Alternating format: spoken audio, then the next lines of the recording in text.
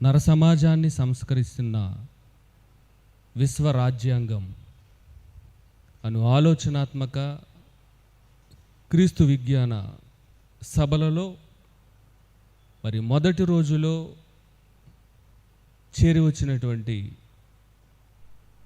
మన ప్రభువును రక్షకుడైన యేసుక్రీస్తు వారి శరీరములోని సాటి అవయవాలుగా ఉన్నటువంటి మీరందరూ నా సోదరులు సోదరిమణులైన ప్రతి ఒక్కరికి కూడా క్రీస్తునామంలో నా నమస్సుమాంజలు తెలియజేసుకుంటూ మరి వేదిక మీద ఉన్నటువంటి పెద్దలు, ముఖ్య వాక్యోపదేశకులు, Bible open university India international joint director గారు అయినటువంటి లాజరస్ ప్రసన్నబాబు గారికి కూడా నా ప్రత్యేకమైన వందనాలు తెలియజేసుకుంటూ మరి వేదిక మీద ఉన్న వారందరికీ నా వందనాలు. మరి చిన్న ప్రార్థన చేసుకొని దేవుని మాటల్లోనికి మనం వెళ్దాం. సురక్షితంగా మమ్మల్ని అందరినీ కాపాడి ఈరోజు ఈ యొక్క మహా కార్యక్రమంలో మమ్మల్ని అందరినీ పాలిభాగస్తులను చేసినందుకు కృతజ్ఞతలు తెలియజేసుకుంటున్నాం తండ్రి. బైబిల్ యొక్క ఔన్నత్యాన్ని, మీ యొక్క ఘనమైన నామాన్ని మీ పిల్లలకు విశదపరుచుండగా వారికి అవసరమగు జ్ఞానాన్ని అందించమని వేడుకుంటూ,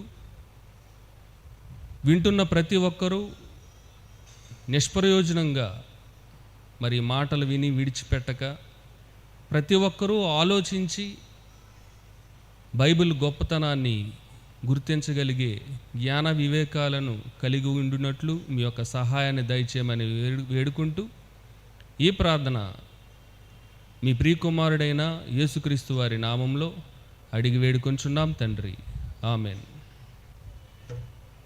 ప్రియమైన దేవుని వారలారా, నర సమాజాన్ని సంస్కరించే విశ్వరాజ్యాంగం ఈ భూప్రపంచంలో 195 దేశాలు ఈరోజు కలిగి ఉన్నాయండి. మరి ఈ 195 దేశాలకు కూడా ఇందులో ఒక 3 దేశాలు మినహాయిస్తే 192 దేశాలకి రాజ్యాంగాలు కలిగి ఉన్నాయి. ప్రతి దేశానికి కూడా రాజ్యాంగం అనగా చట్టము, శాసనాలు, కట్టడలు లేదా నియమ నిబంధనలు, ప్రతి దేశానికి కూడా ఈ వ్యవస్థ, రాజ్యాంగ వ్యవస్థ అనేది కలిగి ఉన్నాయి అని చెప్పుటకు సంతోషిస్తున్నానండి. మరి రాజ్యాంగ వ్యవస్థ అనేది ప్రతి దేశము కూడా ఖచ్చితంగా కలిగి ఉండవలసినదేనా? దీనిని పాటించవలసిన అవసరత ప్రతి దేశానికి కూడా ఉందా అని ప్రశ్నిస్తే ఖచ్చితంగా దీని యొక్క అవసరత చాలా ఉందండి. మరి ఆయా దేశాలకు రాజ్యాంగం, మా దేశానికి అంటూ ఒక రాజ్యాంగం ఉండాలి అనే ఆలోచన ఎవరి ద్వారా కలిగింది, ఎందుకు కలిగింది, ఈ రాజ్యాంగం యొక్క అవసరత ప్రతి దేశానికి ఉందని ఎవరు గ్రహించారు, ఎందుకు ఆయా దేశాలు ఈ రాజ్యాంగ నిర్మాణములో శ్రద్ధ వహించాయి, వీటి మూలాలలోనికి మనం వెళ్ళగలిగితే చివరికి మనకు కనిపించేది పరిశుద్ధ గ్రంథం బైబిల్. ఇదేంటండి, రాజ్యాంగాల నిర్మాణములో బైబిల్ పాత్ర ఏముంది అని అనుకుంటున్నారా? నేను చెప్పబోతున్న మాటలను మీరు శ్రద్ధగా ఆలోచించగలిగితే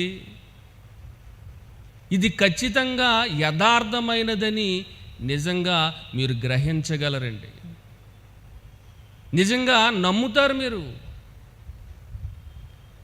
మరి రాజ్యాంగ వ్యవస్థ అనేది ఎప్పుడు ప్రారంభమైంది, ఎందుకు ప్రారంభమైంది, దీనికి మూలం ఏంటి అని మనం ఆలోచించగలిగితే మొట్టమొదటిగా సంస్కరణలు అనేవి ప్రారంభమయ్యాయండి. సంఘ సంస్కరణలు కానివ్వండి, లేదా మతపరమైన సంస్కరణలు కానివ్వండి, రిలీజియస్ రిఫార్మేషన్స్ అంటారు, లేదా సోషల్ రిఫార్మేషన్స్ అంటారు.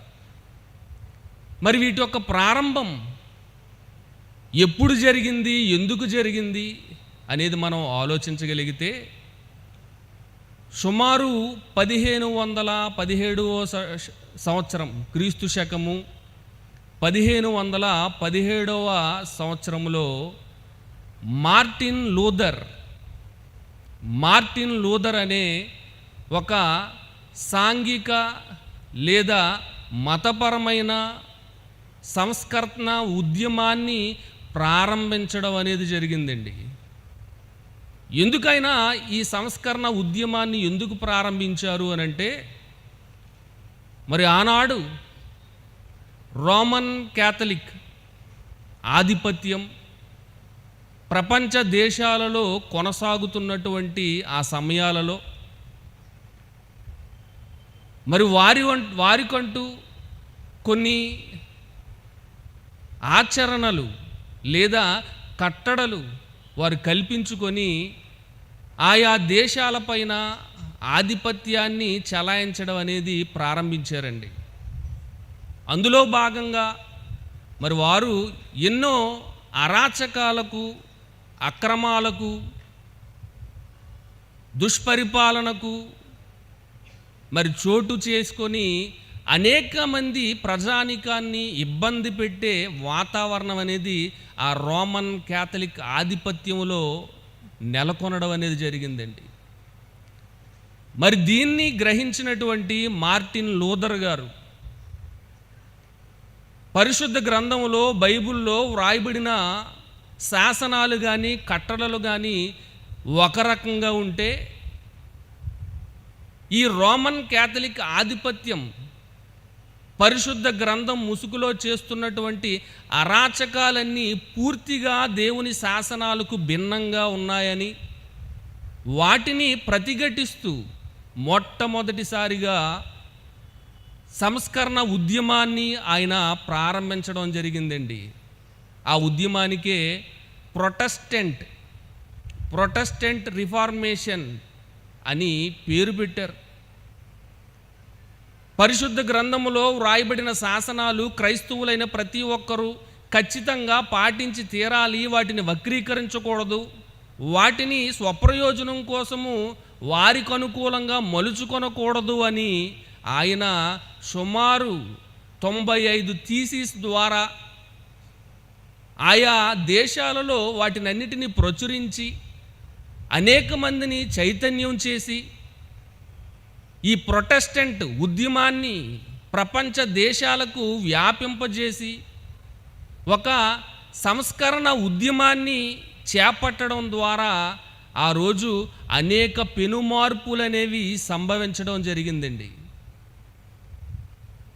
ఆయన చేసిన ఉద్యమం ఇతర దేశాలకు కూడా వ్యాపించి ఈ రోమన్ క్యాథలిక్కులు చేసినటువంటి ఆధిపత్యంలో జరుగుతున్నటువంటి అరాచకాలన్నిటి మీద తిరుగుబాటు చేయడం, వాటినన్నిటినీ నిరాకరించడం, వారి పాలనలో జరుగుతున్నటువంటి మరి ప్రతి నీచ కార్యాన్ని ప్రతి ఒక్కరూ ఎండగడుతూ వారిని తిరస్కరించడం ప్రారంభించారు. ఈ క్రమంలో ఆయా దేశాలలో ఎంతోమంది ఉద్యమకారులు లేదా సంస్కర్తలు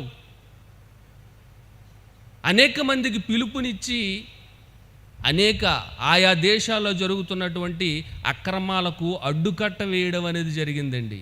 ఇదంతా చరిత్ర, హిస్టరీ, కథ కాదండి, జరిగినటువంటి యథార్థం, వాస్తవం. ఇలా ఆయా దేశాలలో జరిగినటువంటి సంస్కరణలు, అక్రమాలను ఎదిరించి, చెడును తృణీకరించి, మంచి సమాజానికి మేలు జరగాలి, సమాజంలో అందరూ మంచిగా బ్రతకాలి, సుపరిపాలన అనేది అందరికీ అందాలి, అందరూ శ్రేయస్కరమైన జీవితాన్ని అనుభవించాలి అని అనేక మంది ఉద్యమాలు చేపట్టి చెడును పారద్రోలడానికి ఎన్నో త్యాగాలు చేశారండి. ఈ క్రమంలో ఎన్నో సంస్కరణలు అనేవి రూపకల్పన జరిగాయి. మరి ఈ సంస్కరణలన్నిటినీ ప్రజలకు ఖచ్చితంగా తెలియపరచాలని, ప్రజలందరూ ఖచ్చితంగా వీటిని పాటించాలి అని ఈ సంస్కరణలన్నిటినీ ఒక గ్రంథంగా క్రోడీకరించి రూపించినదే రాజ్యాంగము.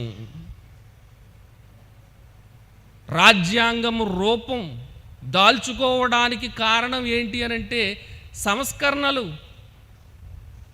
దీనికి ప్రారంభం మార్టిన్ లూథర్ గారు, ఆ తర్వాత ఎంతోమంది ఉద్యమకారులు ఆయా దేశాల్లో చేపట్టిన సంస్కరణల ద్వారా వారు ఏమేమైతే సరిచెయ్యాలనుకున్నారో వాటినన్నిటినీ ఒక గ్రంథంగా మార్చారు. దానికే రాజ్యాంగం అని పేరు పెట్టారు, ది కాన్స్టిట్యూషన్. మొట్టమొదటిగా యునైటెడ్ స్టేట్స్ ఆఫ్ అమెరికా రాజ్యాంగాలను రూపుదిద్దడంలో ముందడుగు వేసి ప్రపంచంలోనే మొట్టమొదట రాజ్యాంగాన్ని నిర్మించుకొని క్రీస్తు శకం 1789 సంవత్సరంలో మొట్టమొదటిగా రాజ్యాంగం కలిగిన దేశంగా చరిత్ర సృష్టించిందండి. మొట్టమొదటిగా అమెరికా తర్వాత గ్రేట్ బ్రిటన్, ఆ తర్వాత జర్మనీ, ఆ తర్వాత ఫ్రాన్స్, ఆ తర్వాత చైనా, ఇలా అన్ని దేశాలలో కూడా మాకు కూడా రాజ్యాంగం కావాలి, మేము కూడా మా ప్రజలు ఒక చట్ట ప్రకారంగా, ఒక నియమావళిలో, ఒక నిబంధన ప్రకారము వారి జీవన విధానాన్ని మేము మార్చాలి అని ప్రతి దేశంలో కూడా రాజ్యాంగాన్ని నిర్మించడం అనేది జరిగిందండి. దీనికి మూలం ఏంటి అనంటే బైబిల్. మొట్టమొదటిగా రోమన్ క్యాథలిక్కులు ఏ గ్రంథాన్ని అయితే అడ్డు పెట్టుకొని అరాచకాలు సృష్టించారో, దేవుణ్ణి చెప్పని వాటిని దేవుడు చెప్పాడని మనుషుల పారంపర్యాచారాలను మనుషులపై రుద్ది దేవుడు చెప్పాడని అబద్ధాలు కల్పించి ప్రజల్ని ఎలాగైతే మోసగించారో వాటినన్నిటినీ గ్రహించినటువంటి బైబిల్ తెలిసినటువంటి మార్టిన్ లూథర్ తిరుగుబాటు చేశాడు. సమాజానికి సంస్కరణ ఉద్యమాన్ని నేర్పాడు. ఇలా ప్రతి దేశం కూడా రాజ్యాంగాన్ని రాసుకుంది. అది కమ్యూనిస్ట్ దేశమా, అది క్రైస్తవ దేశమా, అది ముస్లిం దేశమా, లేదా హైందవ దేశమా, లేదంటే బుద్ధిస్టులు ఉన్నటువంటి దేశమా, ఏ తేడాలు లేకుండా ప్రతి ఒక్క దేశం కూడా మాకు రాజ్యాంగం కావాలి, మాకు కూడా కాన్స్టిట్యూషన్ అనేది ఉండాలి అని ప్రతి ఒక్కరూ నిర్మించుకున్నారండి. ఇందులో భాగంగా మన దేశానికి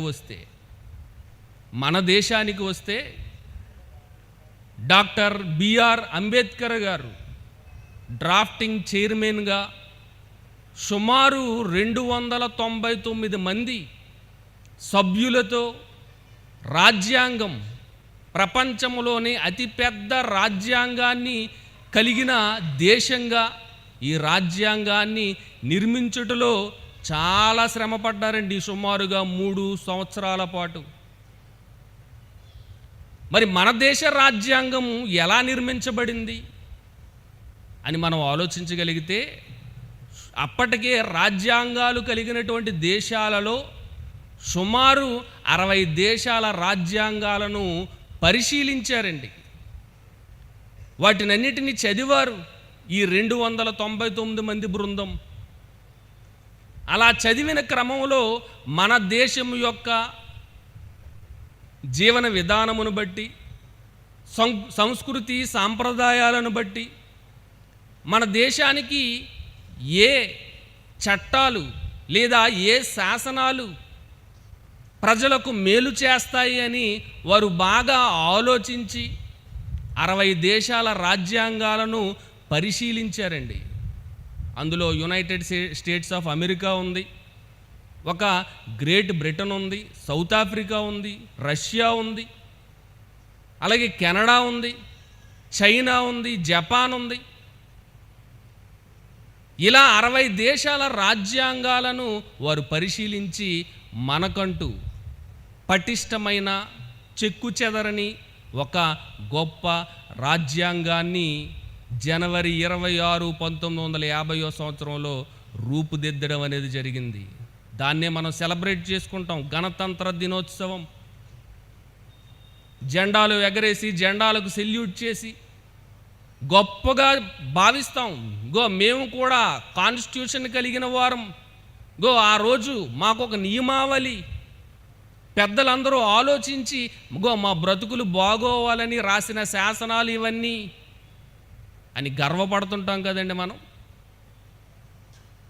ఇలా ప్రతి దేశం యొక్క రాజ్యాంగాన్ని కూడా మనం ఆలోచించగలిగితే దానికి మూలం బైబిల్. అమెరికా క్రైస్తవ దేశం, ఇంగ్లాండ్ క్రైస్తవ దేశం, ఒక సౌత్ ఆఫ్రికా క్రైస్తవులు మెజారిటీగా ఉన్నారు, ఒక ఫ్రాన్స్, కెనడా. ఈ క్రైస్తవ దేశాలు వారి రాజ్యాంగాలను ఎలా వ్రాసుకున్నారు అనంటే బైబిల్ ఆధారంగా, బైబిల్ని ఆధారం చేసుకొని దేవుడు వ్రాసిన పరిశుద్ధ గ్రంథములోని ఆజ్ఞలు ఏవైతే ఉన్నాయో వాటిలో ఏవి మా దేశానికి మేలుకరమైనవి, మా పరిస్థితులను బట్టి ఇవి ఉంటే బాగుంటుంది అని వారు బైబిల్ ద్వారా రాజ్యాంగాలను నిర్మించుకుంటే, ఆ క్రైస్తవ దేశాల రాజ్యాంగాలన్నిటినీ పరిశీలించినటువంటి కమిటీ, మన దేశ రాజ్యాంగ నిర్మాణములో పాత్ర వహించినటువంటి సభ్యులైన వారంతా ఆ క్రైస్తవ దేశాలు లేదా ఇస్లాం దేశాలు, ఇస్లాం ఈజ్ నథింగ్ బట్ పాత నిబంధన పాటిస్తుంటారు కదండి, అది కూడా దేవుడు వ్రాసిన మాటలే. ఇస్లాం పాత నిబంధనను పాటిస్తుంటే క్రిస్టియానిటీ క్రొత్త నిబంధన పాటిస్తుంది. ఈ రెండిటిని కలిపి మనం పరిశుద్ధ గ్రంథంగా చేసాం. వాటి ద్వారా వారి వారి రాజ్యాంగాలు ఆయా దేశాల వారు నిర్మించుకున్నారు అనేది యథార్థం, అది చరిత్ర చెప్తుంది. ఎవరు మార్చలేనటువంటి సత్యం ఇది. అలాంటి క్రైస్తవ దేశాలకు చెందినటువంటి రాజ్యాంగాలను ఆధారం చేసుకొని మన భారతదేశ రాజ్యాంగం వ్రాయబడింది అని అంటే అందులో ఉన్న ప్రతి ఆజ్ఞను మనం ఆలోచిస్తే దాని మూలం బైబిల్ కనబడుతుందండి మనకి. దాని వెనుక బైబిల్, ప్రపంచ దేశాల రాజ్యాంగాల వెనక బైబిల్, ప్రతి సంస్కరణ వెనక బైబిల్, దేవుని మాటలు మనకి చాలా స్పష్టంగా కనబడుతుంటాయి. దేవుని శాసనాలు ఈరోజు ప్రతి దేశం కూడా కలిగి ఉన్నాయి అనంటే ఇది దేవుని చేత నియమించబడినది. ఇది నేను చెప్తున్నది కాదండి, బైబిల్లో రాయబడింది. చూద్దాం ఆ మాట ఒకసారి. కీర్తనల గ్రంథం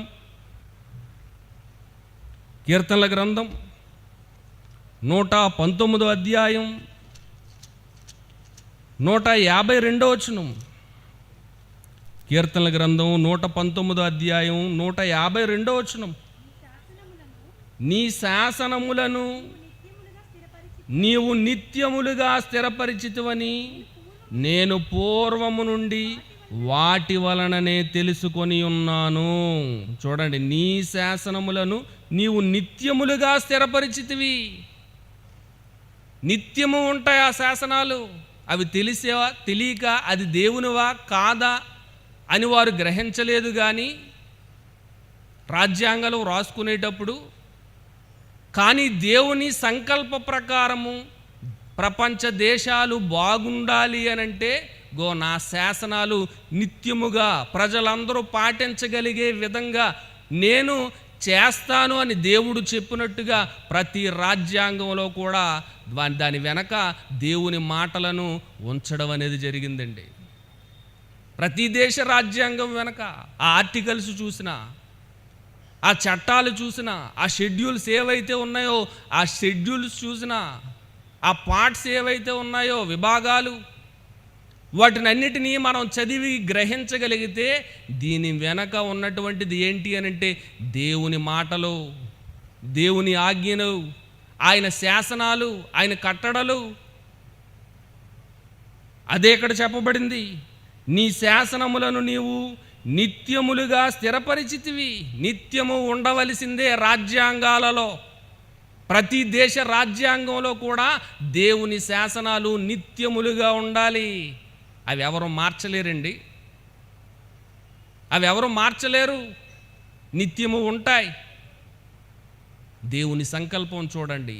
భూమి మీద ఉన్న మనుషులైన వారందరూ దేవుని పిల్లలు కాబట్టి నా పిల్లలంతా క్షేమంగా ఉండాలి అని దేవుడే ఆ రాజ్యాంగాల రూపకల్పనలో, సంస్కరణ ఉద్యమాలలో బైబిల్ని ముందు పెట్టి బైబిల్ ద్వారా వారు ప్రేరేపితులైనట్టుగా చేసి ప్రతి దేశానికి కూడా మంచి రాజ్యాంగాన్ని, ఎవరు ఏం చెయ్యాలి, what to do, what not to do, ఏది మంచి ఏది చెడు, మీ నియమావళి, మీ జీవన విధానం క్రమబద్ధంగా ఉండడానికి, నేరాలను అరికట్టడానికి, ప్రజలలో శాంతి భద్రతలను నింపడానికి దేవుడు వేసిన ప్రణాళిక ఇది. నీ శాసనములు నిత్యములుగా స్థిరపరిచితివని నేను పూర్వము నుండి వాటి వలననే తెలుసుకొని ఉన్నాను. నిత్యములుగా స్థిరపరిచేశాడు దేవుడు ప్రతి దేశ రాజ్యాంగములో కూడా. ఈ రాజ్యాంగాలు లేనప్పుడు ఎన్నో అక్రమాలు, ఎన్నో దురాచారాలు, ఎన్నో అన్యాయాలు. మన దేశం గురించి ఆలోచించండి. రాజ్యాంగము లేని కాలంలో ఆనాటి ఆధిపత్యదారులు ఎవరైతే బలంగా ఉన్నారో, ఎవరైతే మేము గొప్పవారమని చెప్పుకున్నారో, వారు వారికి అనుకూలంగా స్వార్థపూరితమైన ఆలోచనలతో కొన్ని ఆచారాలు లేదా నిబంధనలు వారు సృష్టించి ప్రజలలో ఎంత అరాచకాన్ని, దారుణాన్ని సృష్టించారో మనకు తెలిసండి. అలాంటి వారి గురించి దేవుడు చెప్తూ ఏమంటున్నాడో బైబిల్ గ్రంథంలో చూద్దాం. కీర్తనల గ్రంథము 94వ అధ్యాయం, కీర్తనల గ్రంథము 94వ అధ్యాయము 20-21 వచనాలను చదువుకుందాం. కట్టడ వలన కీడు కల్పించు దుష్టుల పరిపాలనతో నీకు పొందు కలుగునా? దుష్టులు నీతిమంతుల ప్రాణము తీయుటకై వారి మీద పడుదురు, దోషులని నిర్దోషులకు మరణం విధించుదురు. చూడండి, కట్టడ వలన కీడు కల్పించే దుష్టుల పరిపాలన అంటున్నాడు. కట్టడ, శాసనాలు లేదా చట్టాలు. కట్టడ అంటే కట్టడం వలన ఏం కలిగించారటండి? కీడు. కట్టడం వలన కీడు ఏంటి? రాజ్యాంగము లేనప్పుడు ఆనాటి ఆధిపత్యదారులు, అగ్రవర్ణాల వారని చెప్పుకుంటున్న వారు కొన్ని కట్టడలు జారీ చేశారండి, కొన్ని శాసనాలను జారీ చేశారండి. ఏంటా శాసనాలు? అవన్నీ వారికి అనుకూలంగా ఉండడానికి వ్రాసుకున్నటువంటి శాసనాలు. అందులో భాగంగా బాల్య వివాహాలు ఏంటి? అందులో భాగంగా బాల్య వివాహాలు. చిన్నగా ఆటలు ఆడుకుంటూ సరదాగా తిరుగుతూ మరి స్కూల్కి వెళ్ళి పాఠాలు నేర్చుకునేటటువంటి బాల్య దశ. అలాంటి బాల్య దశలో వారి భవిష్యత్తుకు బాటలు వేసుకునేటటువంటి ఆ చక్కటి వయసులో ఆనాడు ఏం చేశారు అని అంటే వివాహాలు చేసుకోవచ్చు. పసిపిల్లల దుష్టుల పరిపాలన, వివాహమా ఏంటి? దాని ద్వారా ఆ బాల్య దశలో ఉన్న ఎంతోమంది ఆడపిల్లల జీవితాలు ఎంత నాశనం అయిపోయండి, ఎంత కీడు కలిగించారు. కట్టడ వలన కీడు. మరొకటి సతీ సహగమనం. తెలుసు కదండి, సతీ సహగమనం.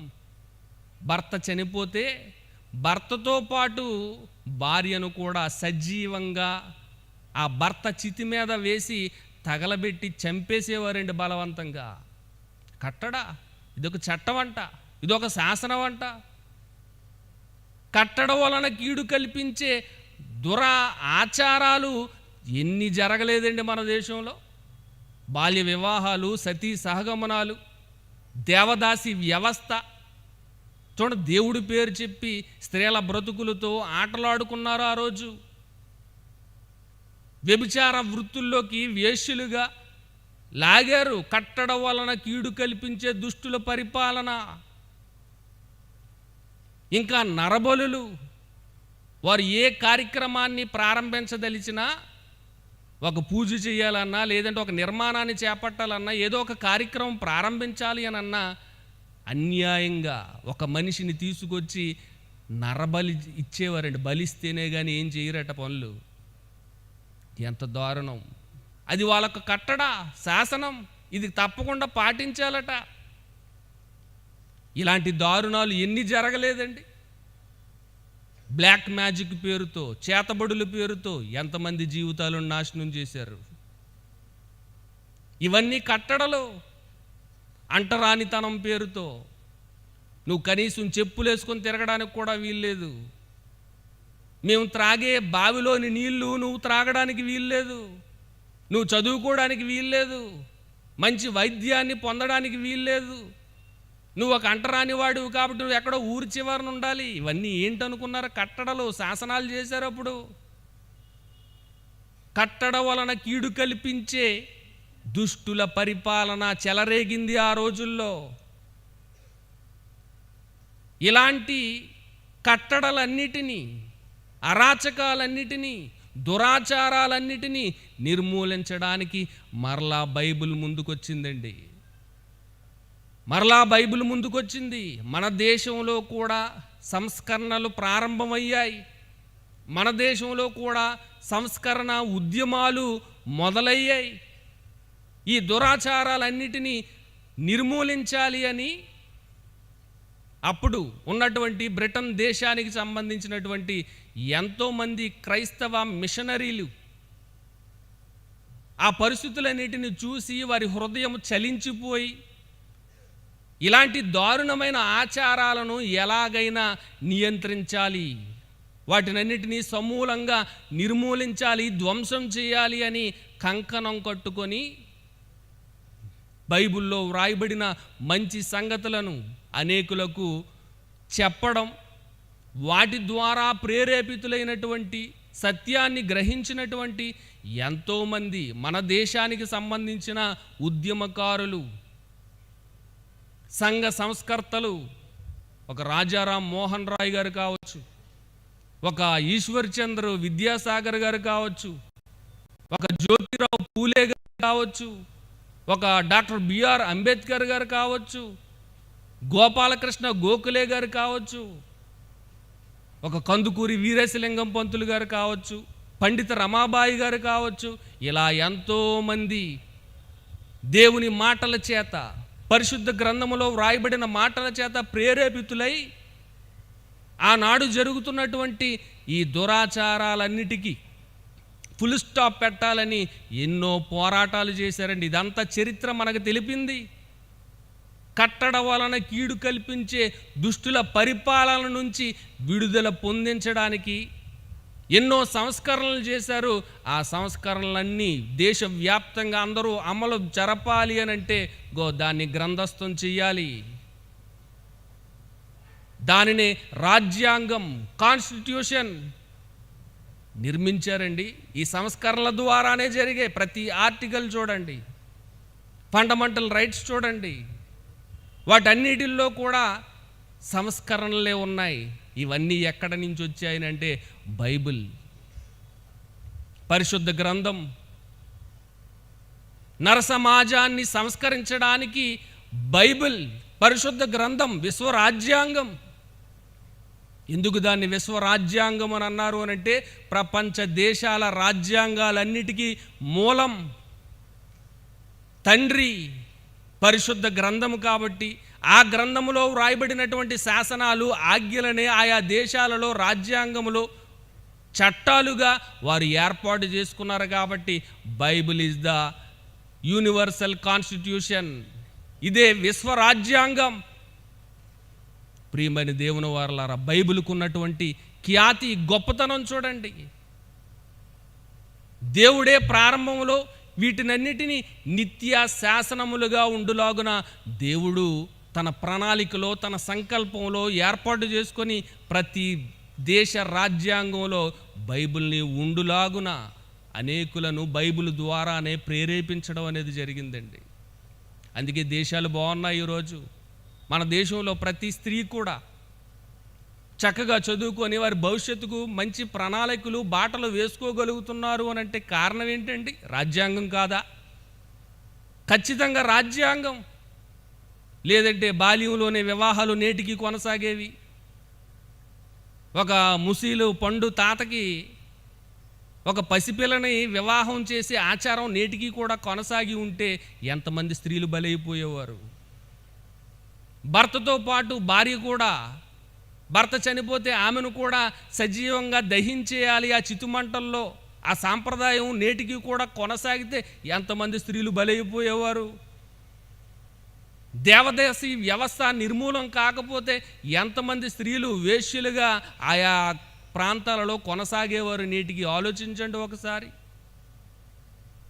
ఎంతోమంది సంస్కరణల ఉద్యమాలతో రాజ్యాంగాన్ని రూపొందించారు. కాబట్టి ఈరోజు మన దేశం, మన భవిష్యత్తు అంతా సుభిక్షంగా ఉంది అనంటే కారణం రాజ్యాంగం అయితే దాని వెనక ఉన్నది బైబిల్, దేవుని మాటలు, దేవుని శాసనాలు. మరి వీటిని మార్చేయాలని ఎందరో ప్రయత్నిస్తున్నారండి. అది ఎవరి వలన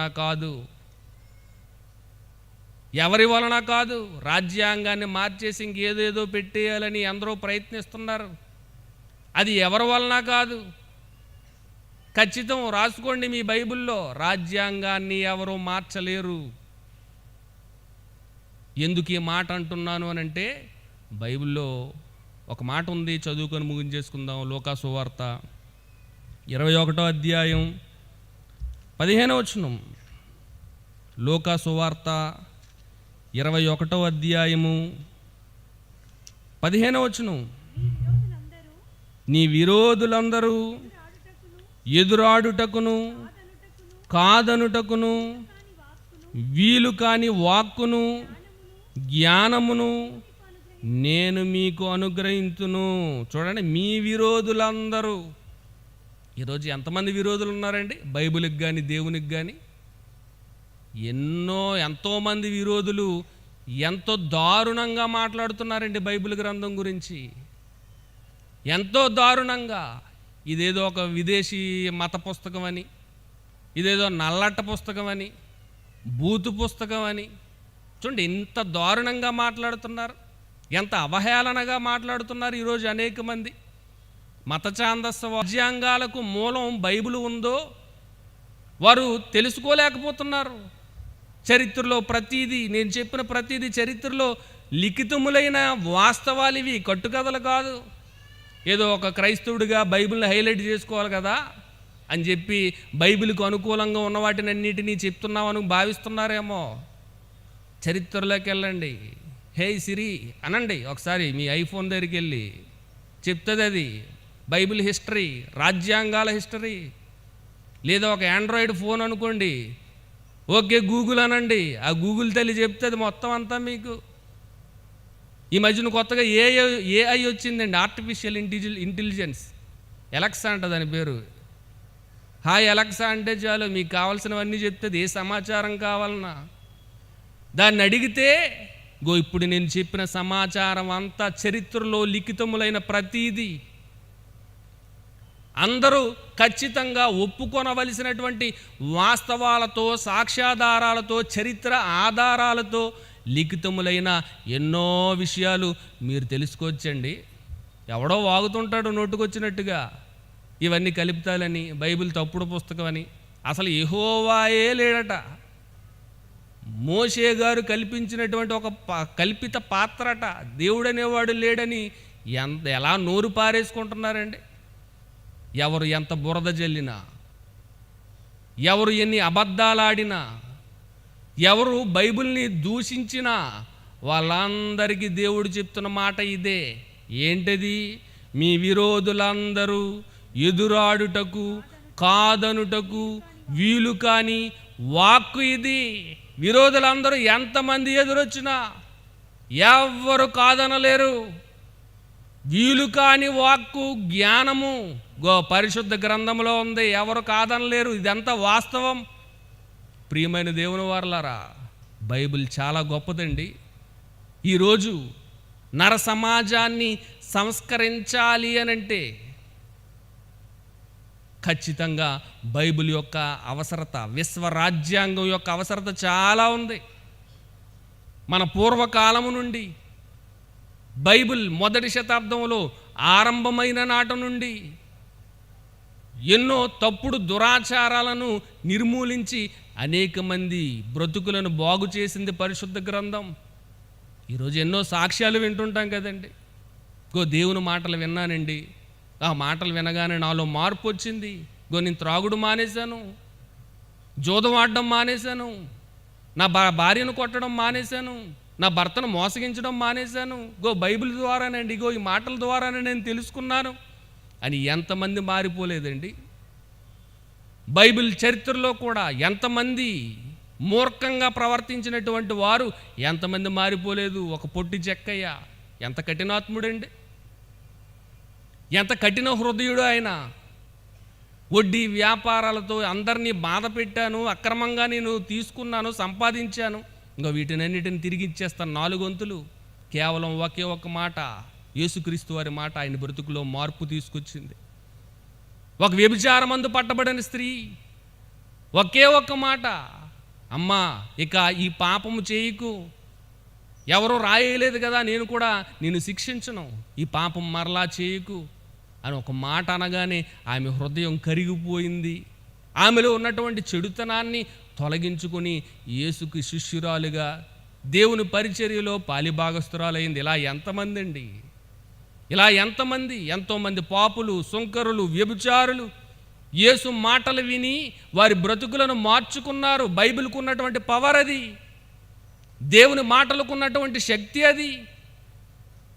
ఆ మాటలే ఈరోజు ప్రపంచ దేశాల రాజ్యాంగాలలో ఇమిడి ఉన్నాయి. కాబట్టి వాటి పరిపాలనలో వాటిని కీలకంగా అందరూ ఉంచుతున్నారు. కాబట్టి అక్కడక్కడైనా కొంతమంది అయినా బాగున్నారండి, లేకపోతే పరిస్థితి. మన దేశం ఎన్ని అరాచకాలు నిర్మూలించబడ్డాయి రాజ్యాంగము ద్వారా, దేవుని మాటల శాసనాల ద్వారా. ఎంతమంది జీవితాలు బాగున్నాయండి ఈరోజు. కాబట్టి ప్రియమైన దేవుని వారలారా, బైబిల్ చాలా గొప్పది, బైబిల్ చాలా ఉన్నతమైనది. దీన్ని నిర్లక్ష్యం చేయకండి, నిరంతరం చదవండి, దివారాత్రులు ధ్యానించమంటున్నాడు. కనీసం రోజుకు 1 గంట అయినా చదవండి. దివారాత్రులు మనకు అంత తీరిక ఉండదు కదండి, బోల్డ్ పనులు మనకి. పొద్దున్న లేచిన దగ్గర నుంచి రాత్రి పడుకునేంత వరకు చాలా పనులు. ఈ టైంలో దేవునికి సమయం ఇవ్వలేకపోతున్నాం. అందుకే చాలామంది రాలేకపోయారండి పాపం, బిజీ. చాలా పబ్లిసిటీ చేసామండి, చాలా మా శక్తికి మించి చేసాం.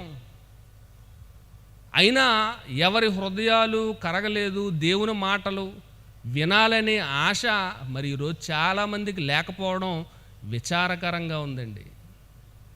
నర సమాజాన్ని సంస్కరించే విశ్వరాజ్యాంగం ఏం చెప్తారు, దేని గురించి చెప్తారు? మా బ్రతుకులను మేము సంస్కరించుకోవాలి అని అంటే ఏం చేయాలి అనే ఆలోచన ఎంతమందికి ఉందో చెప్పండి. కాబట్టి ప్రియమైన దేవుని వారలారా, మీరు ఆలోచించండి. Thank you very much. అందరికీ క్రీస్తు పేరట నా వందనాలు తెలియజేసుకుంటున్నా. ఒక కాలము వచ్చుచున్నది, ఆ కాలమున ఈ పర్వతము మీద నేను యెరూషలేములో నేను తండ్రిని ఆరాధింపను. నా మాట నమ్ము.